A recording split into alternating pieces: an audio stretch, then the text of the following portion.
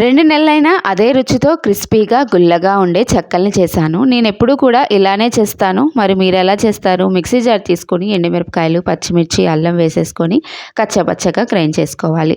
చెక్కలకి నేనెప్పుడూ కూడా తడి బియ్యపు పిండే వాడతాను. అందులో వెన్న వేసి కలిపితే చాలా గుల్లగా, కమ్మగా ఉంటాయి. నానబెట్టుకున్న పచ్చిశనగపప్పు, సగ్గుబియ్యం, జీలకర్ర, ఇంతకుముందు రెడీ చేసుకున్న పచ్చిమిర్చి, ఎండుమిరపకాయలు, కరివేపాకు వేసుకొని కలుపుకోవాలి. గోరువెచ్చని నీళ్లు కొద్ది కొద్దిగా వేసుకుంటూ మరీ పలుచగా కాకుండా కాస్త గట్టిగా కలుపుకోండి. ఏ మాత్రం పలచబడిన చెక్కలు అనేవి గట్టిగా వచ్చేస్తాయి. ఈ విధంగా ఏదైనా కవర్ మీద కానీ బటర్ పేపర్ మీద కానీ ఆయిల్ అనేది అప్లై చేసుకొని చెక్కల్లాగా పలచగా ఒత్తేసుకోండి చేత్తోనే. తర్వాత పొడి క్లాత్ మీద వేసుకొని చెమ్మదనం కాస్త లాగాక ఆయిల్లో వేసుకొని మీడియం ఫ్లేమ్ మీద ఫ్రై చేయండి. హై ఫ్లేమ్ మీద వేయిస్తే తొందరగా మాడిపోతుంది, సరిగ్గా వేగదు. ఇవి మంచిగా రంగు మారాక ఒక ప్లేట్లోకి తీసుకొని పూర్తిగా చల్లారిన తర్వాత డబ్బాలో గనక స్టోర్ చేసుకుంటే 2 నెలలైనా సరే ఆ విధంగానే ఉంటాయి.